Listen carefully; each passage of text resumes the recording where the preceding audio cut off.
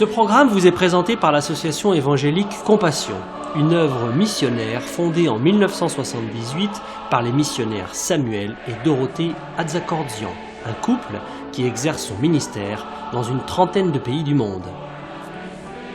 Ils sont évangélistes depuis plus de 40 ans et organisent de grandes campagnes d'évangélisation, des séminaires et conventions chrétiennes très appréciées par tous. L'évangélisation en plein air fait partie du ministère de Samuel Atzakordzian. Il tient aussi des séminaires d'enseignement pour les pasteurs, pendant lesquels il traite d'importants sujets pour leur ministère, tels que les qualifications requises pour servir Dieu, le discernement spirituel, le retour soudain de notre Seigneur et bien d'autres thèmes actuels, une véritable source de bénédiction et d'enrichissement pour eux.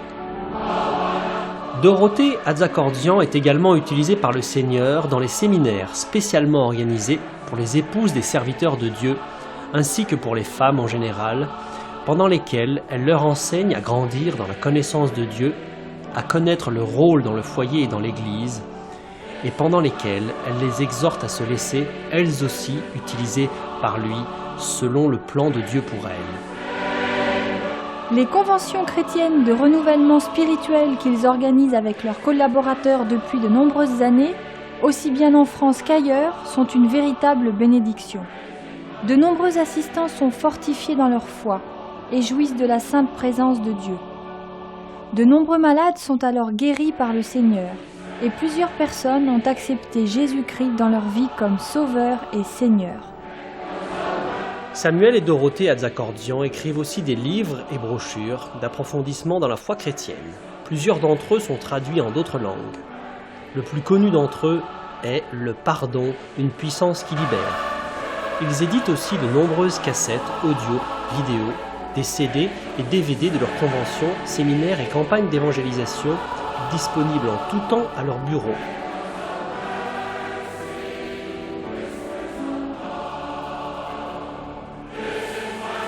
Leur site internet, très intéressant, vous permettra de mieux encore connaître leur ministère, de vous procurer régulièrement leurs messages d'édification, de lire de merveilleux témoignages d'intervention divine et aussi d'acheter en direct leurs nombreux articles.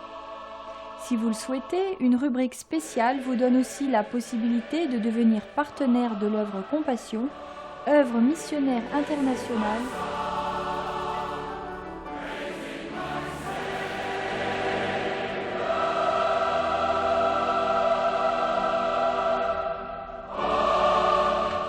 Nous souhaitons maintenant que vous soyez richement bénis par ce programme.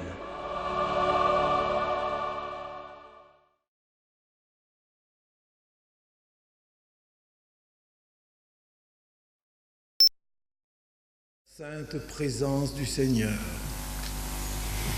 Le Seigneur est là et il veut certainement parler à nos cœurs parce qu'il nous aime.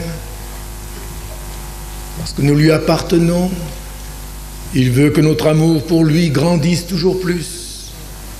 Il veut que ce feu divin dans nos cœurs ne s'éteigne point, mais au contraire, que ce feu grandisse en intensité d'un réel amour pour lui, car il en est digne. Amen. Amen. Car lui, il nous aime avec une telle intensité. Il nous aime avec une telle ardeur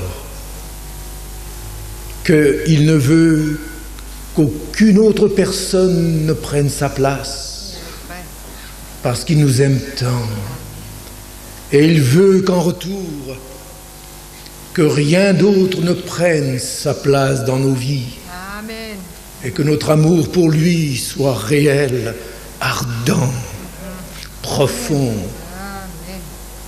Un amour qui change nos vies et qui apporte une pleine satisfaction au plus profond de notre être.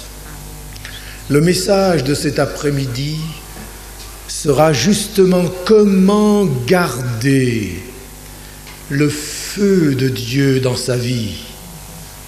C'est là une réalité capital dans la vie des enfants de Dieu, n'est-ce pas vrai? Comment garder ce feu? C'est là quelque chose dont nous avons tous besoin. Un feu qui demeure, un feu qui grandit.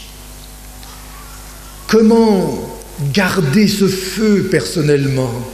Trop de chrétiens dépendent des uns et des autres pour avoir le feu divin. Mais Dieu veut que chacun d'entre nous ayons ce feu divin dans nos cœurs, que nous sachions le garder personnellement. Les autres peuvent nous aider, mais nous devons savoir comment garder ce feu divin nous-mêmes. Amen. Car si nous ne savons pas garder ce feu divin nous-mêmes, ce que les autres peuvent nous communiquer, nous ne saurons pas le garder. Nous ne saurons garder que ce que nous avons expérimenté nous-mêmes, gardé nous-mêmes, allumé nous-mêmes. C'est comme cela que nous pourrons garder le feu divin dans notre cœur. Amen. Et dans les derniers temps, vous le savez, la Bible dit que l'amour d'un grand nombre se refroidira. Et nous sommes dans ces temps-là où l'amour d'un grand nombre se refroidira.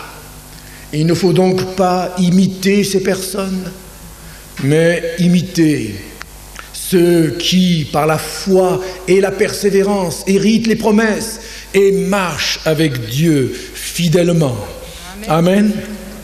Alors, comment garder ce feu divin, ce feu de Dieu dans nos vies? Nous allons lire pour cela 2 textes dans l'épître de Paul aux Éphésiens. Éphésiens, chapitre 5, versets 18, 19 et 20. Ne vous enivrez, on peut lire déjà à partir du verset 15 si vous voulez.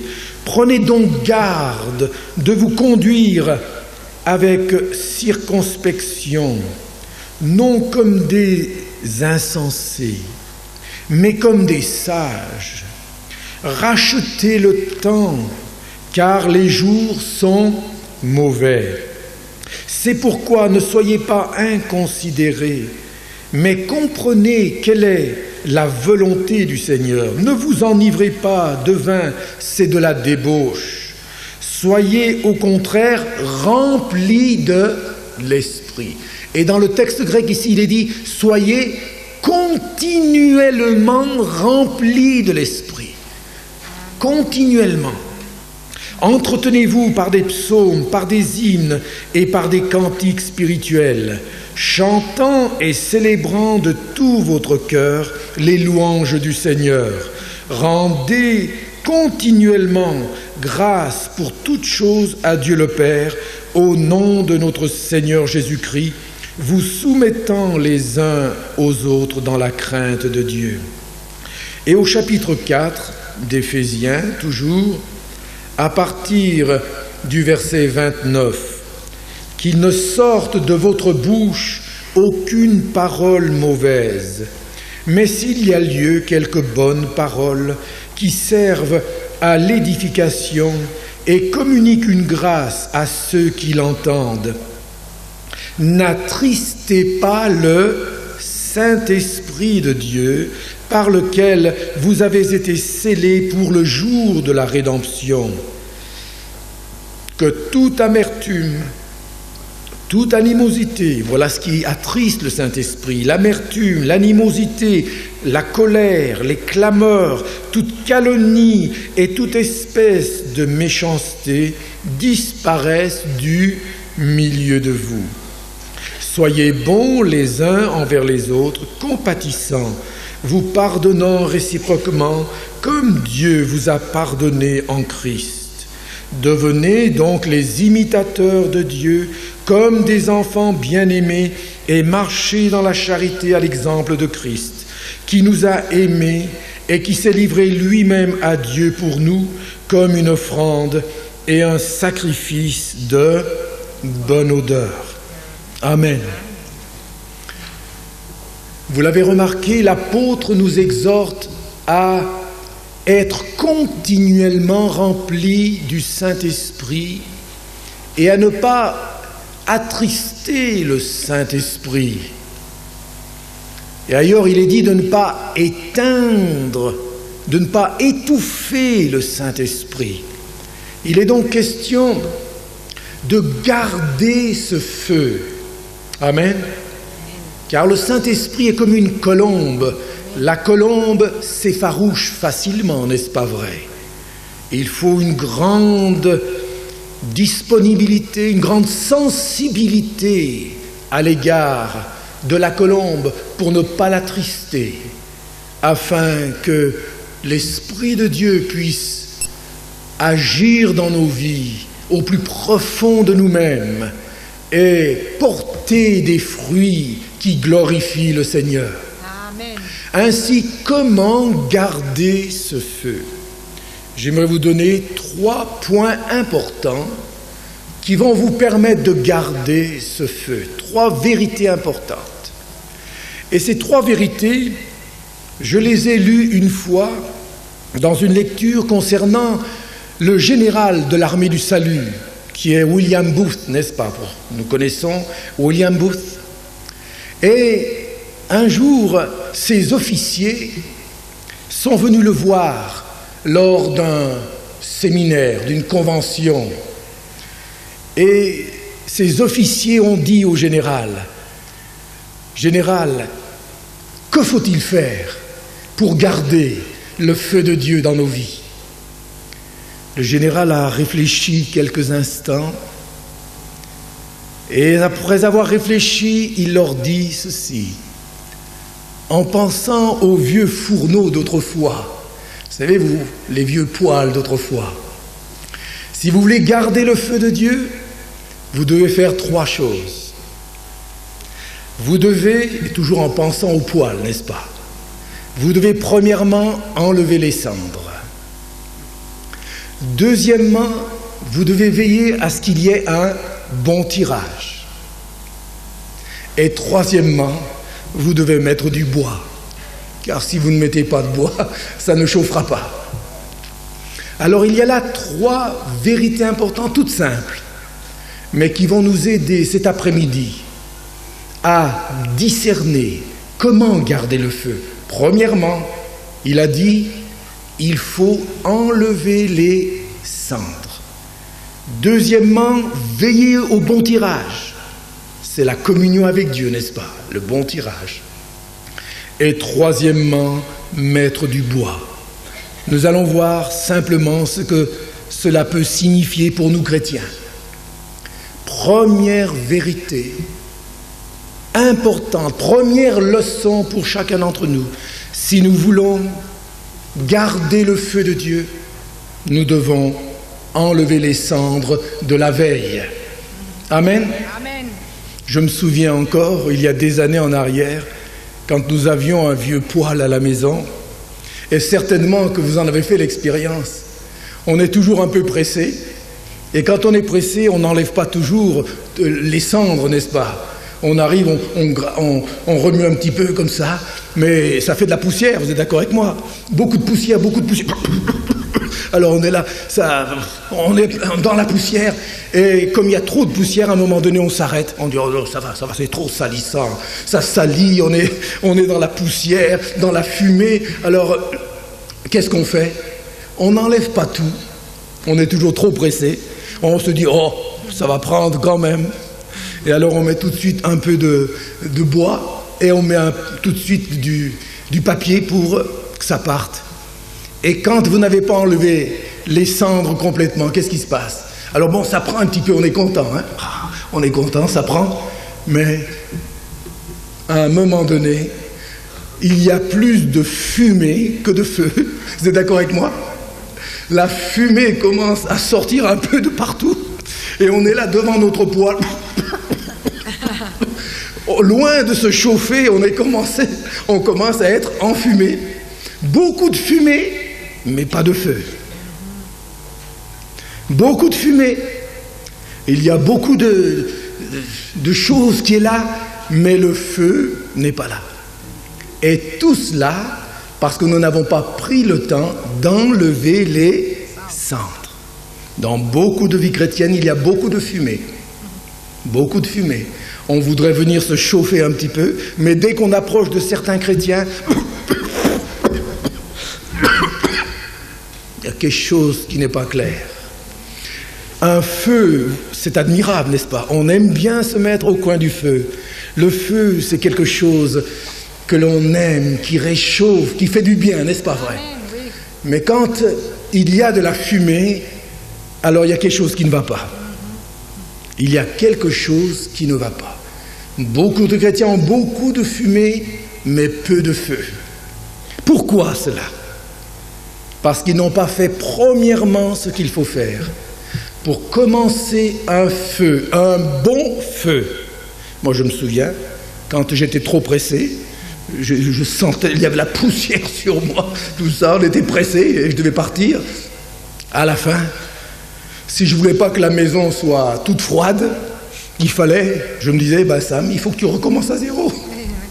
Tu étais trop pressé, et ben voilà, maintenant, voilà où tu en es, tu n'as rien du tout, tu n'as eu que de la fumée. En plus, tu es enfumé toi-même. Alors, quel est le résultat? Eh bien, il faut que tu recommences à zéro. Alors j'ai dit, ça va, j'ai compris. Alors cette fois, il fallait que je retrousse les manches. Alors j'ai dit, maintenant, comme il faut. Et les cendres de la veille, il faut tous les enlever. Amen. Amen. Les cendres, il faut les enlever. Sinon, il n'y aura pas un véritable feu. N'est-ce pas vrai? Les cendres, qu'est-ce que c'est? Qu'est-ce que les cendres?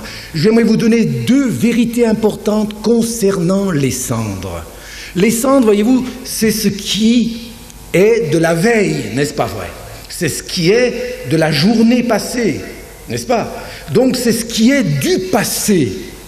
Du passé. Concernant le passé, dans nos vies, nous devons faire quelque chose.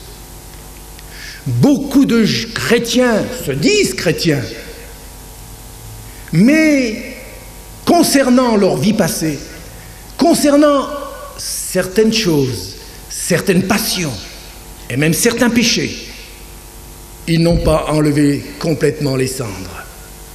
Ils n'ont pas coupé avec le passé. Les cendres, il faut les enlever complètement. Vous êtes d'accord avec moi? Amen. La Bible dit, si quelqu'un est en Christ, il est une nouvelle créature. Les choses anciennes sont passées. C'est les cendres qu'on enlève. Et voici, toutes choses sont devenues nouvelles. Amen. Alors, deux leçons importantes concernant les cendres. Si je dis que je suis chrétien, alors, concernant ma vie passée, en tant qu'inconverti, en tant que païen, lorsque j'étais païen, je dois, une fois converti au Seigneur, je dois abandonner tout ce qui déshonore le Seigneur dans ma vie. Amen. Pas seulement abandonner certains péchés. Et d'autres péchés que nous aimons un petit peu au fond de notre cœur, nous n'aimons pas les enlever. Et ce que nous n'aimons pas abandonner, que nous savons qui est péché devant Dieu, ce sont des cendres qui restent là. C'est encore comme un fil que nous avons à la patte. On va, on traîne, on avance, mais il y a toujours quelque chose qui ne va pas. N'est-ce pas vrai? Et il y a beaucoup de chrétiens qui sont là, qui avancent, mais il y a comme un petit fil. Ce fil, c'est encore quelque chose de leur passé dont ils ne se sont pas vraiment repentis. La repentance quant à notre vie passée est ce qui permet d'enlever les cendres de ta vie passée. Amen. La vie chrétienne doit faire table rase avec notre vie passée. Amen. Si on doit avoir des problèmes, c'est dans notre vie présente en tant que chrétien, mais pas en ce qui concerne encore des péchés ou des passions d'autrefois. Amen. Et il y a tant de chrétiens, encore aujourd'hui, ils ont des luttes, ils ont des problèmes, mais vous savez avec quoi? Avec des péchés d'autrefois, de païens. C'est toujours là. Les uns, je ne sais pas, c'est peut-être la cigarette. Les autres, c'est peut-être le mensonge. Les autres, c'est peut-être l'idolâtrie. Il y a plusieurs choses que nous gardons. Et nous disons, oh, mais ça, je ne peux pas. On s'est bien débarrassé du reste, mais pour cela, on dit, je ne peux pas. Mais la vérité, c'est de dire, je ne veux pas. Amen. Ça, c'est une vérité importante. Bien souvent, on dit, oh, oui, mais ça, je ne peux pas m'en débarrasser. Ce n'est pas vrai. La réalité, c'est que je ne veux pas. Je ne veux pas encore m'en débarrasser. Et alors, qu'est-ce qui se passe quand nous n'avons pas fait table rase avec notre vie passée? Car lorsqu'on se convertit, c'est pour vivre une vie nouvelle. Amen. L'apôtre Paul disait, j'ai prêché la repentance et la conversion à Dieu avec la pratique d'œuvres dignes de la repentance. Amen. Lorsqu'il prêchait l'évangile, l'apôtre Paul, il voulait que les hommes abandonnent leur vie passée, se convertissent vraiment à Dieu, à Jésus-Christ, pour vivre une vie entièrement nouvelle. Alléluia. La vie chrétienne n'est pas un rafistolage de la vie passée. On ne peut pas mettre un bout de drap neuf au vieil habit. Qu'est-ce qui va se passer? Tout l'habit sera déchiré. On ne peut pas mettre le vin nouveau dans des vieilles outres. Sinon, tout le vin sera perdu. Amen. Tout le vin sera perdu. Il y a tant de cendres encore dans la vie de beaucoup de chrétiens concernant leur vie passée. Il y a toujours une petite passion, une idole qui est là, quelque chose qui devait être réglé à la conversion et dont nous ne nous sommes pas encore détournés véritablement. Et alors ces gens-là, qu'est-ce qui se passe? Ils se disent chrétiens, mais quand il faut mettre le feu, ça ne prend pas. Ou si ça prend, il y a beaucoup de fumée.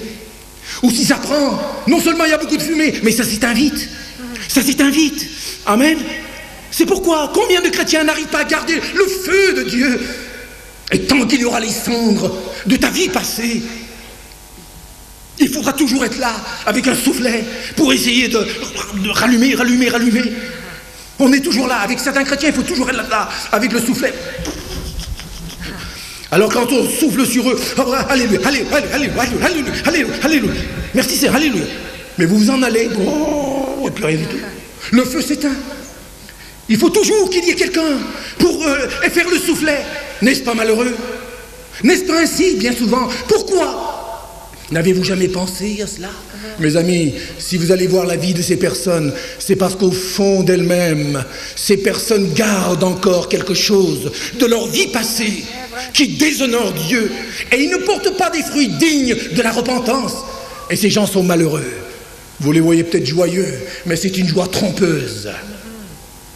Vous les voyez joyeux un instant, et quelques jours après, vous les voyez faire une dépression. Il y a une attitude contradictoire. Mes amis, c'est important, ça commence par là.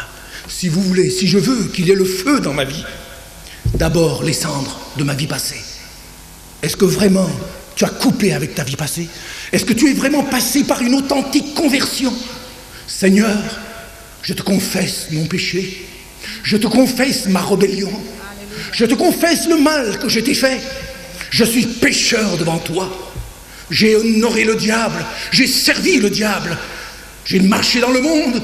Mais à partir d'aujourd'hui, j'abandonne et le diable et le monde pour te suivre et marcher en nouveauté de vie. Alléluia. C'est alors et alors seulement que nous expérimentons cette joie profonde que Dieu seul peut donner à ceux qui se donnent et s'abandonnent totalement à lui. Les cendres du passé doivent disparaître. Seigneur, j'en ai assez maintenant. Je ne veux plus garder ce qui est là caché dans ma vie. Je veux l'abandonner. Je veux porter des fruits dignes de la repentance. Amen. Amen. Certains chrétiens, vous les voyez chrétiens, mais pratiquement il n'y a pas de changement. Pas de changement. Ou très peu. Vous vous demandez même si la personne est chrétienne. Il faut que la personne vous dise qu'elle est chrétienne pour que vous puissiez le voir. N'est-ce pas triste?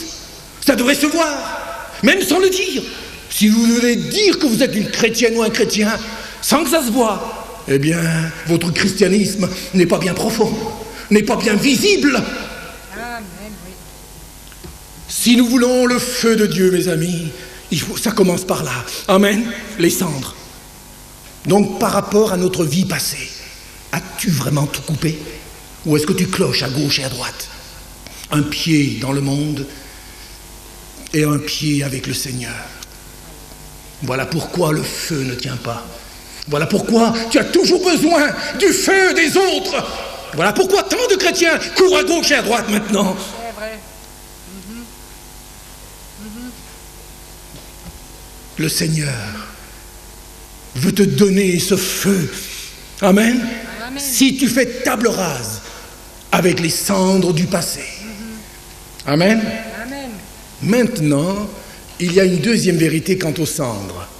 Les cendres, nous l'avons lu, une fois que nous sommes chrétiens, on n'est pas parfait, c'est vrai. Mais il y a maintenant d'autres cendres, et les cendres, ce sont l'amertume, l'animosité, on l'a lu, n'est-ce pas? La colère, les clameurs, la calomnie, toute espèce de méchanceté disparaissent du milieu de vous. Et au verset 3, chapitre 5, que l'impudicité, qu'aucune espèce d'impureté, que la cupidité ne soit pas même nommée parmi vous, ainsi qu'il convient à des saints, qu'on n'entende ni paroles déshonnêtes, ni propos insensés, ni plaisanteries, choses qui sont contraires à la bienséance, qu'on entende plutôt des actions de grâce. Car sachez-le bien, aucun impudique ou impur ou cupide, c'est-à-dire idolâtre, n'a d'héritage dans le royaume de Christ et de Dieu. Amen. Alors quelles sont les cendres ici? Eh bien les cendres, c'est en somme le non-pardon, parce que l'amertume, l'animosité, la colère, la calomnie, toutes ces choses proviennent d'un cœur qui n'a pas vraiment pardonné. Et lorsque le cœur n'a pas vraiment pardonné à ceux qui lui ont fait du mal, c'est comme des cendres qui sont là. Et ces cendres empêcheront tout feu de l'esprit dans votre vie et dans ma vie. Amen. Alors il y a ces cendres de la rancune, de la méchanceté, de la colère, de la clameur. Et comment s'en délivrer?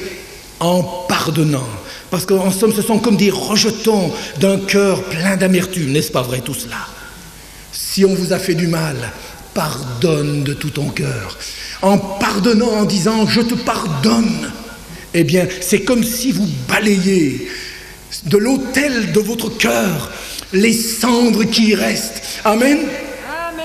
Vous êtes comme délivrés de ces cendres. Amen. Gloire à Dieu. Si l'autre vous a fait du mal, la personne aura affaire à Dieu. Mais quant à vous, purifiez vos cœurs de ces cendres. Amen. Pardonnez. Et en pardonnant, c'est comme si vous faites table rase de ces cendres-là qui vous empêchent de faire que le feu de Dieu brûle au plus profond de vous-même. Amen. Mon ami, as-tu de la rancune, du ressentiment contre quelqu'un? Pardonne. Pardonne de tout ton cœur. Il est dit de pardonner comme Christ nous a pardonné. Et ainsi tu seras libéré de ces cendres, de ces clameurs, de ces animosités, de cette amertume qui est là.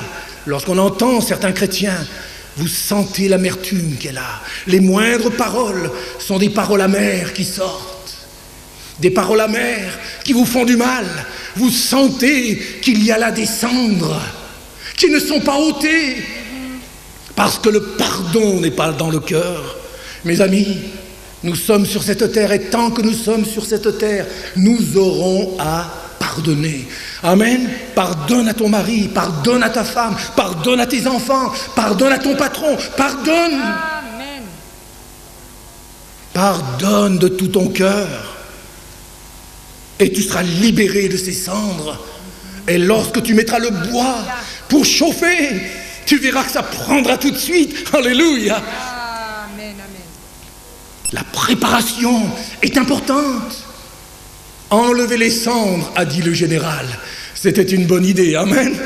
Une idée toute simple, mais combien importante pour nos vies. Bon, maintenant que nous avons enlevé les cendres, j'espère que vous les avez enlevées, vous avez pris la décision par la repentance de couper avec le passé, définitivement.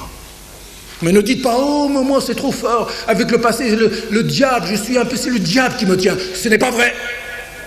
Le diable n'a aucun pouvoir sur toi. Si toi, tu te repens de ton péché, le diable n'a pas de pouvoir sur toi. Amen. Il ne peut pas faire ce qu'il veut avec toi, le diable. S'il pouvait faire ce qu'il veut avec nous, mes amis, il nous aurait tous foudroyés depuis longtemps. Vous êtes d'accord avec moi? Tous. Personne ne serait vivant ici. C'est vrai. S'il pouvait faire ce qu'il veut, c'est un ennemi, c'est l'adversaire de nos âmes. Il nous aurait tous détruits. Mais il ne peut pas le faire. Alléluia. Amen. Amen, amen. Si nous ne voulons pas lui obéir, nous ne sommes pas obligés de lui obéir. Alors comment s'en sortir? La clé de la délivrance, c'est la repentance. Lorsque tu te repens et que tu abandonnes ton péché ou ce qui déshonore Dieu, le diable n'a plus de pouvoir sur toi, c'est fini. Amen. Il n'y a plus rien à chasser, comme certains chassent du matin au soir. Des démons, plus on en chasse, plus il y en a. Mais oui, c'est ça. N'avez-vous pas remarqué? Plus on en chasse, plus il y en a. Et c'est facile de mettre la faute sur le diable, n'est-ce pas vrai? C'est plus facile de dire c'est le diable, c'est à cause du diable. Le diable il m'a eu, le diable par-ci, le diable par-là. Ah bon? C'est facile ça, tu mets ainsi la faute sur lui. Et quant à toi, tu peux continuer comme ça. Non mon ami, la Bible met toujours la faute sur nous-mêmes. Chacun devra rendre compte de lui-même. Amen. Tu n'auras pas fait des choses dans ce monde parce que le diable t'a forcé, c'est parce que tu l'as voulu. Amen. C'est parce que tu l'as voulu. Mais si tu ne veux pas, l'ennemi n'a aucun pouvoir sur toi. Amen. Alléluia. Amen. Amen. Alors repens-toi. La repentance est la clé de la délivrance. Lorsque quelqu'un est décidé à abandonner son péché, à le haïr, à le rejeter, le diable n'a plus de pouvoir, il doit partir. Toute oppression est brisée par la repentance. Amen. Voilà comment Paul prêchait. Et il disait, produisez des fruits dignes de la repentance. La repentance, donc la coupure avec le passé définitif et le pardon. C'est ce qui nous libère des cendres. Maintenant, il faut aller un peu plus loin. Deuxième chose, qu'est-ce qu'il fallait faire? Le général a dit qu'il fallait veiller au tirage. Il faut qu'il y ait un bon tirage. Il y a des fois aussi, quand je mettais le feu, parfois c'était propre dans le foyer, tout était propre, mais j'avais oublié d'ouvrir le tirage. Alors c'était en travers, là, ouais, et puis il n'y avait pas de tirage, tout sortait par le poêle et ça ne pouvait pas marcher, n'est-ce pas vrai?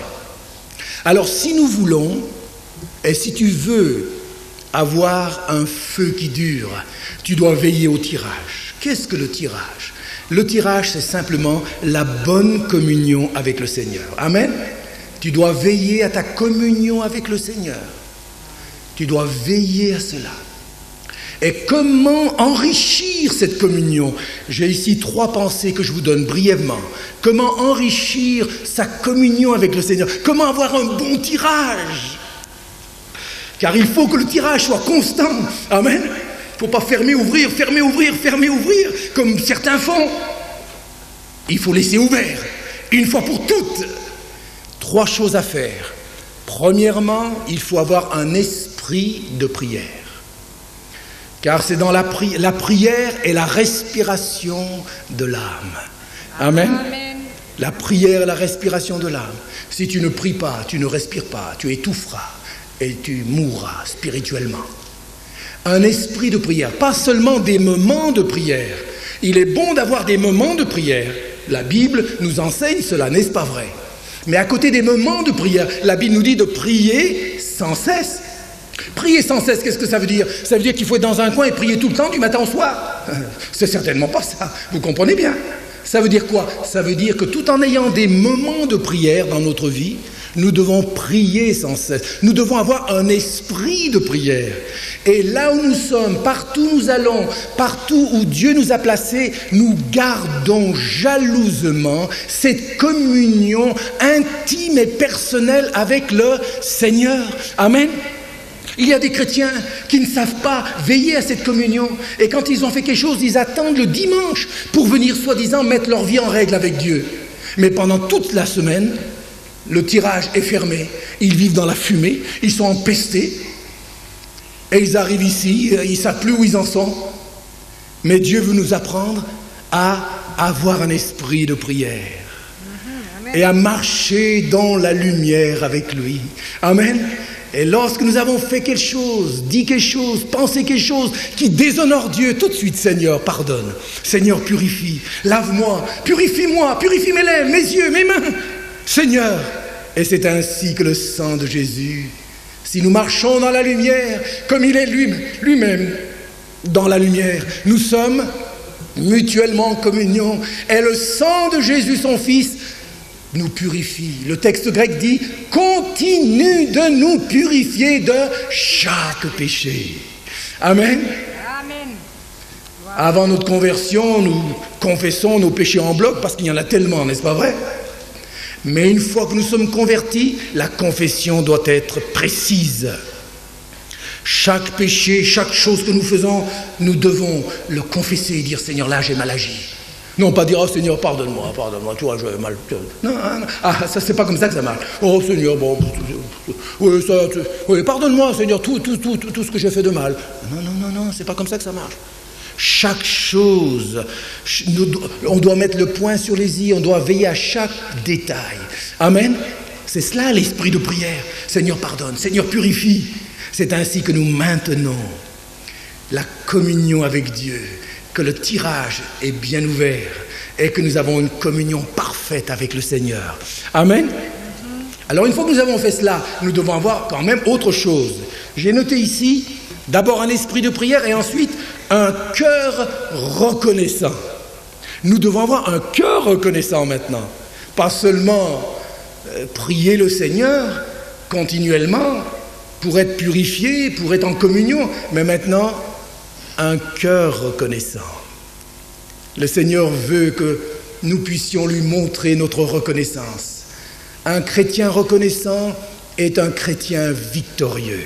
Amen. Amen. Et il y a trop de chrétiens qui ne sont pas reconnaissants, qui sont ingrats, que d'ingratitude parmi les chrétiens.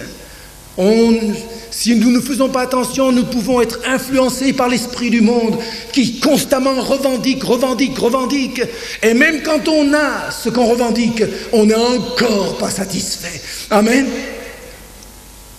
Un cœur reconnaissant. Nous devons pouvoir dire merci Seigneur pour tout ce qu'il nous donne. Alors écoutez-moi bien, si vous voulez que Dieu vous donne plus, vous devez d'abord être reconnaissant pour ce qu'il vous a déjà donné.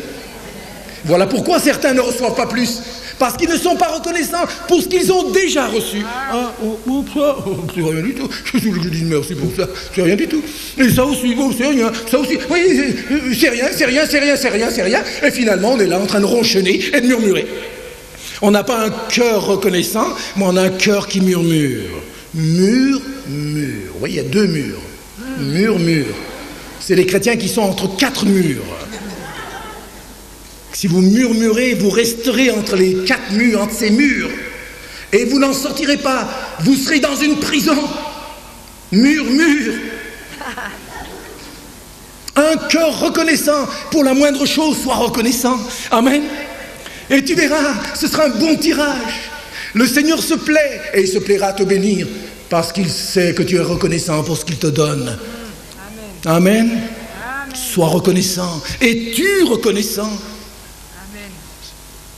Celui qui est reconnaissant, le Seigneur ne cessera de le bénir. Un enfant qui est reconnaissant à ce que vous lui donnez, vous avez toujours envie de lui en donner encore, n'est-ce pas vrai? Quand l'enfant dit « Oh merci papa, merci maman pour la moindre chose, oh merci, vous avez envie d'en donner encore, n'est-ce pas vrai? » Tandis que l'autre enfant, vous lui donnez quelque chose, « Ouais, bon, ça va, allez. Bon, tu aurais pu m'en donner un peu plus, hein? Qu'est-ce que c'est ça? Bon, il rouspète tout le temps, même quand vous lui donnez. Qu'est-ce que vous allez penser dans votre petite tête? Hein, c'est ça. Tu n'apprécies pas ce que je te donne. Je t'aurai plus grand-chose maintenant. Tu pourras attendre longtemps maintenant que je te donne quelque chose. Et c'est comme ça qu'il doit apprendre la leçon. Amen. Mais tandis que l'autre, merci. Pour la moindre petite chose, merci papa. Merci maman. Vous n'avez qu'une envie, c'est de le bénir encore pour cultiver cet esprit de reconnaissance. Amen. Tandis que l'autre, qui rouspète tout le temps. Vous n'allez pas lui donner parce que ça va encore alimenter son esprit de murmure et d'ingratitude. Un cœur reconnaissant, c'est un bon tirage avec le Seigneur. Amen. Sois reconnaissant. Ne jalouse pas les dons des autres. Sois reconnaissant pour ce que Dieu t'a donné. Sois reconnaissant. Tu es unique dans le plan de Dieu. Ne cherche pas à ressembler à quelqu'un d'autre. Sois reconnaissant pour ce qu'il t'a donné. Combien de chrétiens sont toujours là à vouloir avoir ce que l'autre a, et eux négligent les talents que Dieu leur a donnés. Et voilà pourquoi leur feu s'éteint. Parce qu'ils sont toujours à aller chercher, à se chauffer au feu des autres. Un cœur reconnaissant.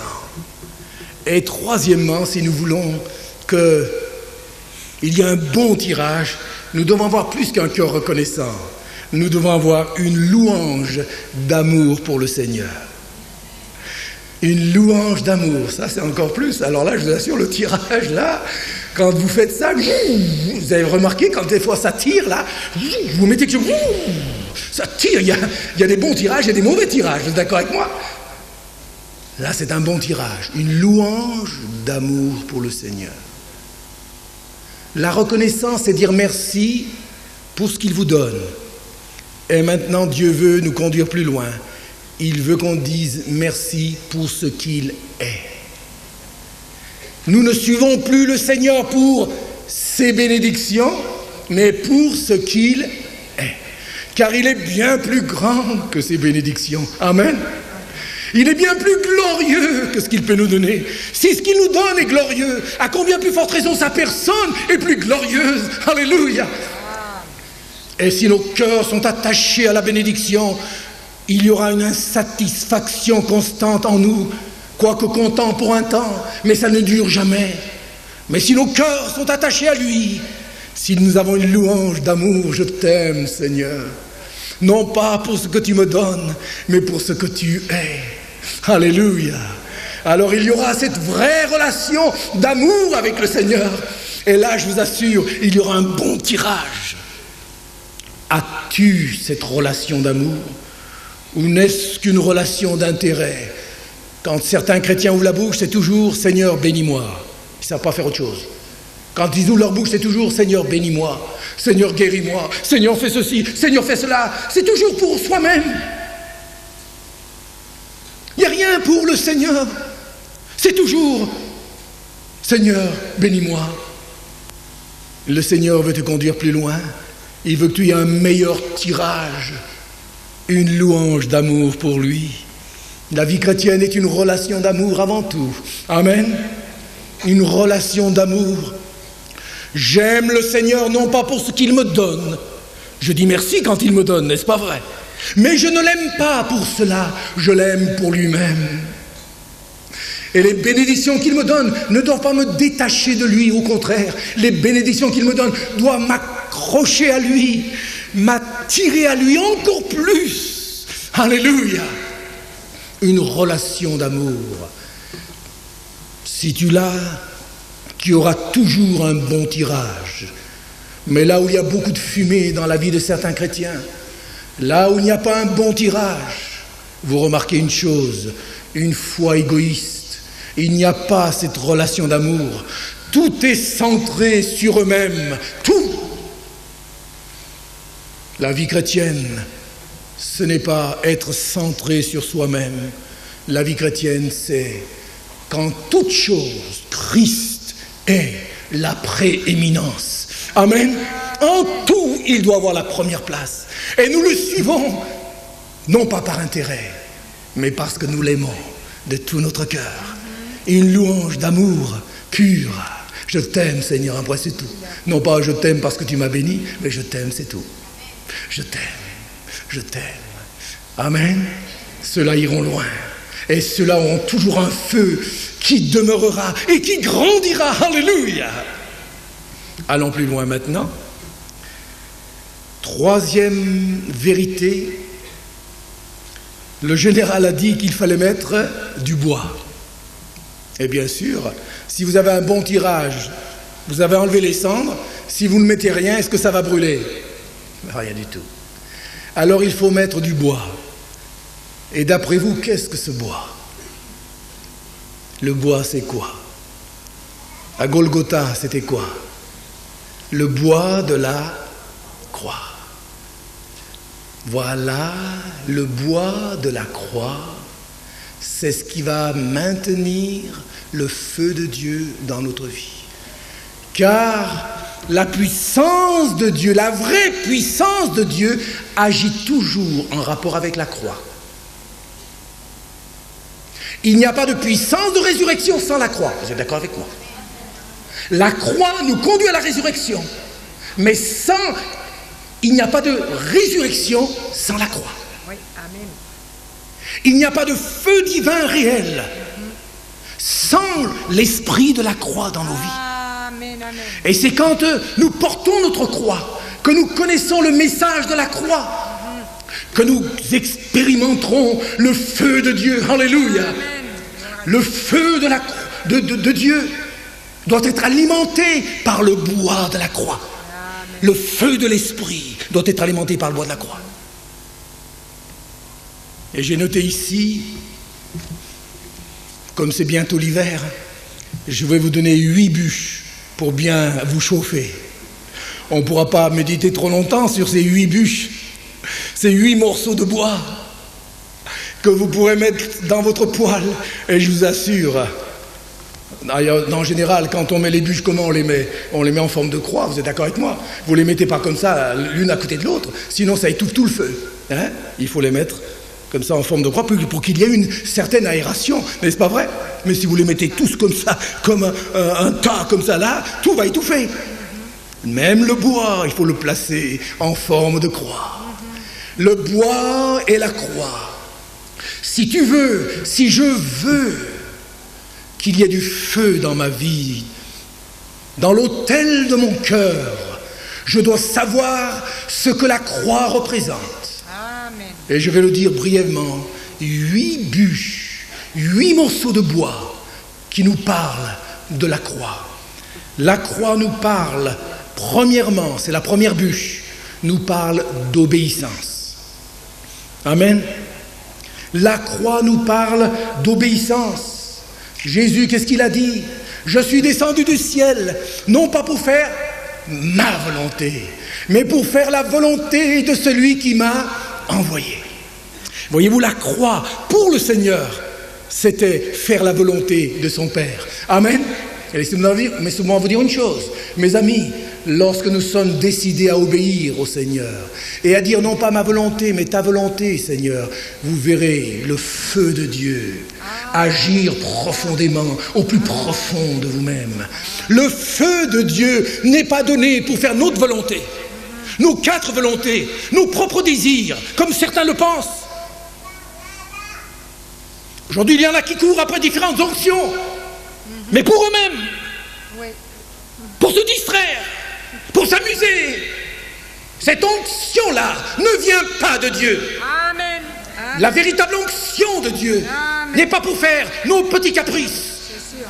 La véritable onction de Dieu est pour faire la volonté de Dieu. Amen. Amen. Et non pas notre propre volonté. Je suis descendu du ciel, non pour faire ma volonté, mais la volonté de mon Père. Amen. Voilà pourquoi il y avait dans le cœur du Seigneur un feu que ni le diable, ni les démons, ni le monde, ni ses ennemis ne pouvaient éteindre. Oui. Amen. Celui qui est décidé à obéir et à faire sa volonté, au lieu de faire la sienne, expérimentera un feu que personne ne pourra éteindre. Mais au contraire, un feu qui grandira, et grandira, et grandira. Alléluia. Amen. Amen. Amen. Alléluia. La croix nous parle de quoi? J'ai noté ici, la croix nous parle de sacrifice, n'est-ce pas vrai? Le bon berger, je suis venu afin que mes brebis aient la vie.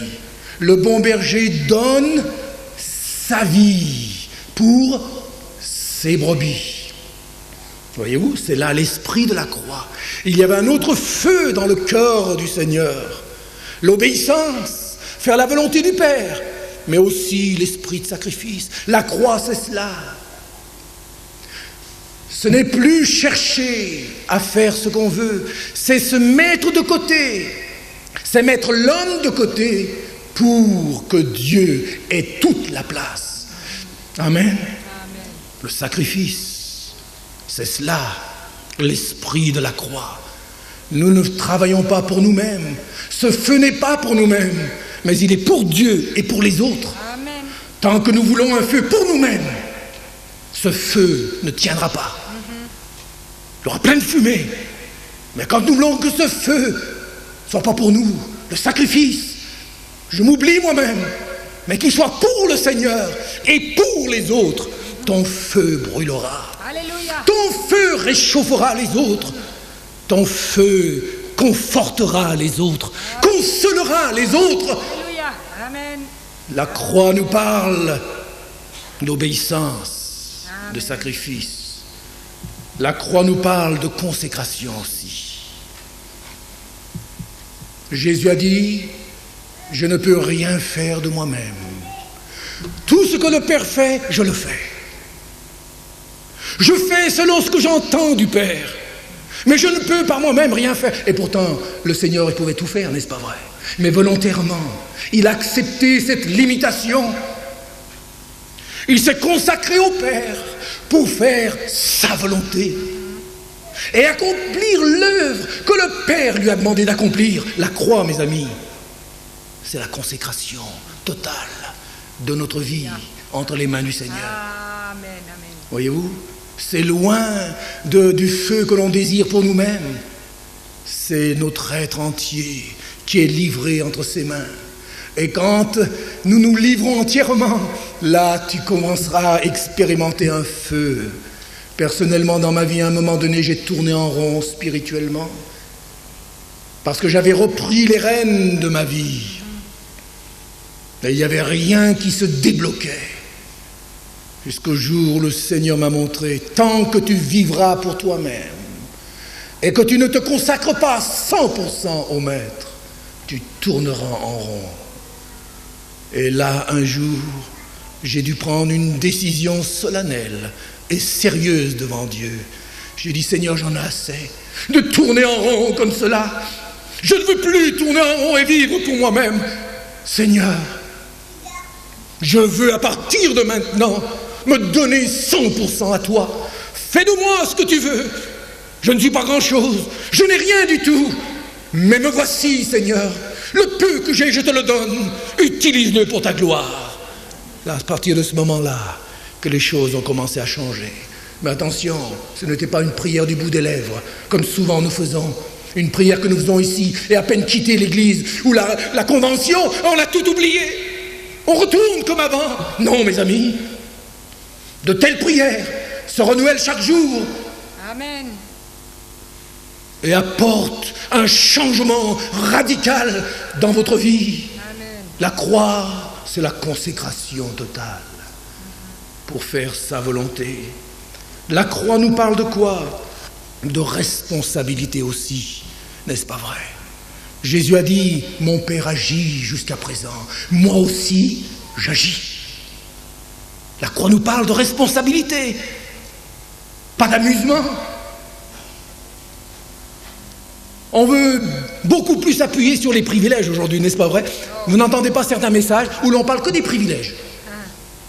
Si tu suis le Seigneur, tu seras béni, tu seras guéri, et puis le porte-monnaie aussi, il sera bien rempli aussi. Et tu auras ceci, tu auras que les privilèges. Mais on ne parle jamais de responsabilité, jamais, jamais, jamais. C'est vrai. On en fait des bébés spirituels. La croix n'y est pas. Si nous ne faisons pas attention, nous allons bientôt prêcher un Christ sans croix. C'est vrai. Un Christ sans croix n'est plus le vrai Christ. Amen. Amen. La croix nous parle de responsabilité. Il faut mettre les responsabilités avant les privilèges, mes amis. Seigneur, je veux te suivre, non pas pour les privilèges que je reçois, mais parce que je t'aime et je veux te glorifier dans ma vie. Je veux être utile. Les privilèges suivront selon la volonté de Dieu. Tu n'auras même pas besoin de les réclamer. Il te les donnera, et même plus que ce que tu réclames. Tu seras même étonné qu'il te donnera même beaucoup plus que ce que tu n'as pas demandé. Mais pour cela, il faut l'esprit de responsabilité, c'est cela la croix. Me voici, Seigneur, que veux-tu que je fasse? Me voici, Seigneur. La croix nous parle d'un esprit de serviteur. N'est-ce pas vrai? Marc nous dit, 10,45, le Fils de l'homme est venu, non pour être servi, mais pour servir et donner sa vie en rançon pour plusieurs. Voilà la croix. C'est être serviteur. À entendre certains chrétiens aujourd'hui, on a l'impression que Jésus, c'est le serviteur et eux, ce sont les maîtres. Avez-vous pas remarqué? Il y a même certains chrétiens qui commandent au Seigneur des choses. Seigneur, je te commande de faire ceci, je te commande de faire cela. Qu'est-ce que c'est que ça? Qu'est-ce que c'est que ça? Est-ce qu'on peut commander à Dieu? On est soumis à Dieu, mais on ne peut pas commander Dieu. Amen. Et la croix, c'est cela. Quand on commande, on n'a pas compris. C'est un christianisme sans croix. Un esprit de serviteur. Seigneur, me voici, je suis le serviteur, tu es le maître. Que ta volonté se fasse et non la mienne. Comme tu veux, quand tu veux, où tu veux. Je veux faire ta volonté. Tous ceux que Dieu a utilisés dans le monde, ce sont ceux qui ont prié de tout leur cœur. Comme tu veux, Seigneur, quand tu veux, où tu veux. Que ta volonté soit faite. Ce sont ceux qui ont eu l'esprit de serviteur et non pas l'esprit de maître. Ceux qui ont l'esprit de maître n'iront pas loin. Et bientôt, ils risquent même de renier le maître quand les choses n'iront pas comme ils le voudront. N'est-ce pas vrai? La croix nous parle de serviteurs. Nous sommes là pour servir et non pas pour être servis. Amen. Si tu as cet esprit-là, il y aura un feu en toi que personne ne pourra éteindre. Amen.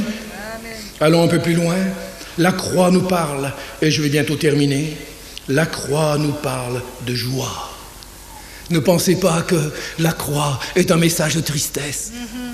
La croix est un véritable message de joie. Jésus, juste quelques jours avant sa mort, a dit « Je vous ai dit ces choses afin que ma joie soit en vous et que votre joie soit parfaite. » Et ça, c'était juste quelques jours avant la croix.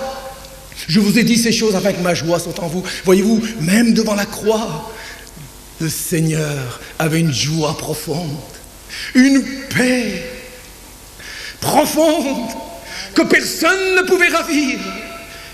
Et il est dit dans l'Épître aux Hébreux, Jésus qui en vue de la joie qui lui était réservée, a souffert la croix. Amen. Dieu donne une joie profonde à ceux qui sont décidés à lui obéir. Amen. Attention, pas une joie superficielle qui vient et qui part comme cela, une joie sentimentale. Ça n'a rien à voir avec cela, c'est une joie profonde dans l'esprit, dans le cœur, que Dieu donne à ceux qui se donnent à lui. Amen. Alléluia. Amen. Si tu veux goûter au délice éternel de la présence de Dieu, de la communion avec Dieu, Dieu donne cela à ceux qui se donnent à lui. Amen. Tout entier, sans réserve. Tu goûteras enfin ce qu'est le vrai bonheur, la vraie paix, la vraie joie. Amen. Septièmement, la croix nous parle de vie. La croix nous parle de vie. Jean 10,10, le bon berger est venu afin que ses brebis aient la vie et qu'elle soit dans l'abondance. Quand la croix est dans notre vie, mes amis, la vie agit chez les autres. Paul lui-même le disait, la mort agit en nous, mais la vie agit en vous. Alléluia. Loin de détruire la vie, la croix au contraire est le canal par laquelle la puissance de Dieu se manifeste. Alléluia. Amen. Car Dieu ne donne pas sa puissance à n'importe qui. On ne joue pas avec la puissance de Dieu. Non, c'est vrai. La puissance de Dieu est pour ceux qui ont l'esprit de la croix. La puissance de Dieu n'est pas un jouet qu'on est là pour montrer aux autres. Mes amis, ce n'est pas un spectacle, la puissance de Dieu. Non, c'est vrai. Amen. La puissance de Dieu se manifeste. au travers de la croix et pour glorifier le Seigneur. Amen. Et je termine. Alléluia. Amen. La croix nous parle de quoi? De couronne. La Alléluia. croix nous parle de couronne. Jean 17,4, voici ce que Jésus a dit. Je t'ai glorifié sur la terre. J'ai achevé l'œuvre que tu m'as donnée à faire. Et maintenant, Père, glorifie-moi auprès de toi même, de la gloire que j'avais auprès de toi avant que le monde fût. Après la croix, c'est la couronne. Glorifie-toi, Père. Donne-moi cette gloire qui était à moi avant que le monde fût. Mais cette gloire lui est donnée après la croix.